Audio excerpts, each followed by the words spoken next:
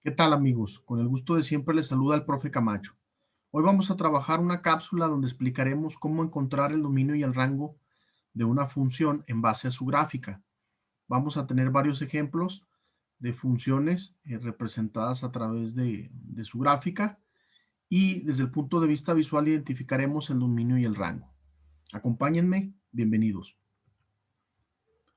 Primero que nada vamos a recordar algunos conceptos importantes.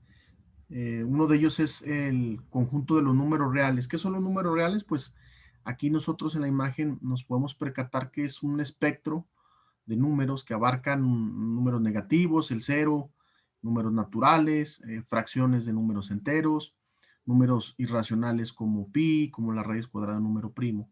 Toda esta gama de números son parte de los números reales y nosotros tenemos que tener en cuenta este conjunto porque a la hora de determinar el dominio y el rango estaremos hablando de ellos.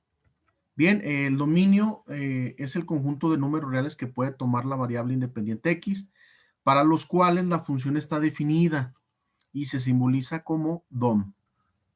Y luego tenemos el rango, que es el conjunto de números reales que toma la función en la variable dependiente y se simboliza como RAN. Muy bien, pues bueno, iniciamos ya con algunos ejemplos, si me lo permiten. Tenemos el primero, lo cual nos dice que es una función, en este caso dice y es igual a x, y miren, bueno, pues tenemos una línea recta que pasa por el origen, es oblicua o diagonal. Aquí primero analizamos respecto al eje x cómo están los valores y resulta que pues la función sí tiene para cada valor de x un punto graficado. Entonces el dominio serían los números reales, es decir, pues abarca desde negativos, fracciones, el cero, naturales. Y el rango vamos a analizarlo ahora respecto al eje Y. Acuérdense que decíamos que el rango era respecto a y el dominio respecto a X.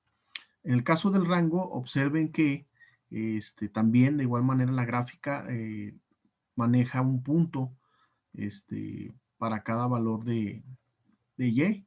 Entonces el rango sería todos los números reales. Veamos el segundo ejemplo.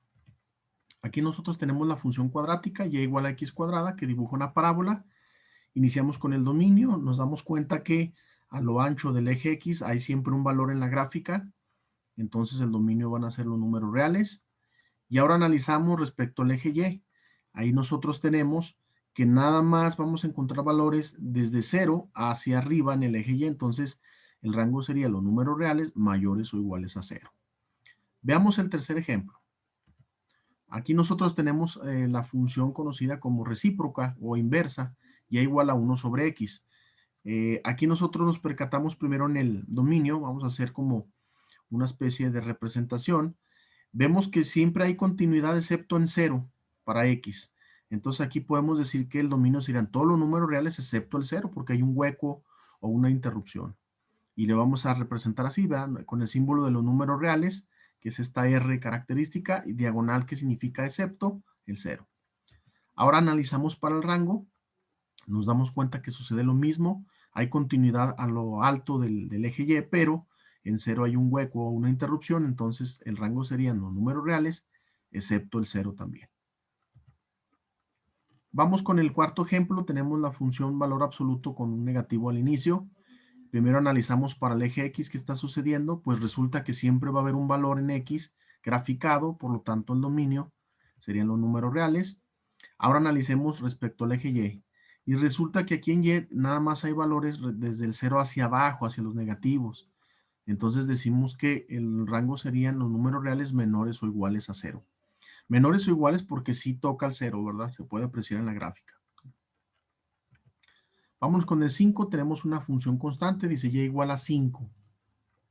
Analizando el dominio, pues tenemos que sí abarca un valor siempre para el eje X, entonces el dominio serían todos los números reales, pero en el caso del eje Y, es decir, del eje vertical, nada más en un punto toca al eje Y, que sería en el 5, ¿verdad? Como podemos apreciar ahí.